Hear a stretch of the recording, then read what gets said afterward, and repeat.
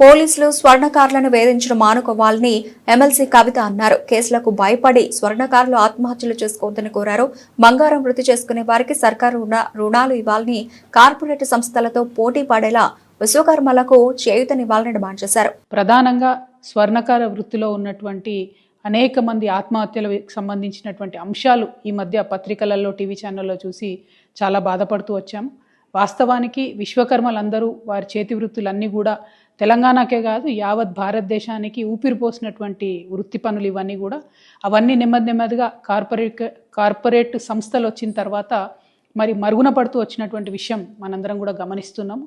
కానీ మన భారతదేశంలో బంగారానికి ఉండేటటువంటి ప్రాధాన్యత, నగలకు ఉండేటటువంటి పవిత్రత, వీటితోని స్వర్ణకార వృత్తిలోకి కేవలం స్వర్ణకారులే కాకుండా గౌడ్స్ కావచ్చు, వైశ్యాస్ కావచ్చు, అనేకమైన ఇతరులు కూడా వచ్చి చాలా చోట్ల బంగారు షాపులు పెట్టుకోవడము, నగలకు సంబంధించిన వ్యాపారాలు చేయడాన్ని మనం చూస్తూ వస్తున్నాము.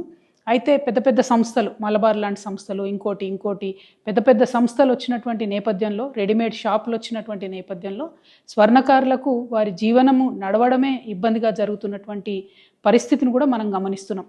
అయినా ఒక మహిళగా ఒక మెట్టెలు చేయించాలన్నా, ఒక మంగళసూత్రం చేయించాలన్నా మనం ఇప్పటికి కూడా స్వర్ణకారుల దగ్గరికే పోతాం తప్పితే బంగారం షాపుకి పోయి కొనుక్కోవాలని అనుకోము.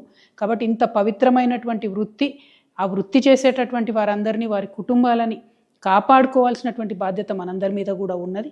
ముందుగా స్వర్ణకారుల మిత్రులందరినీ కూడా నేను కోరుతా ఉన్నాను, ఏ సమస్య కూడా జయించలేనిది కాదు. మనందరం కలిసికట్టుగా ఉండి జయిద్దాం. దానికి సంబంధించి మీరు మనసు బాధ పట్టుకోకండి, ఆత్మహత్యలకు మాత్రం మీరు వెళ్ళొద్దండి. సైనైడే ఇవాళ పెరగన్నమయ్యేటటువంటి పరిస్థితి మరి స్వర్ణకారుల విషయంలో జరుగుతున్నది. చాలా బాధాకరంగా ఉన్నది.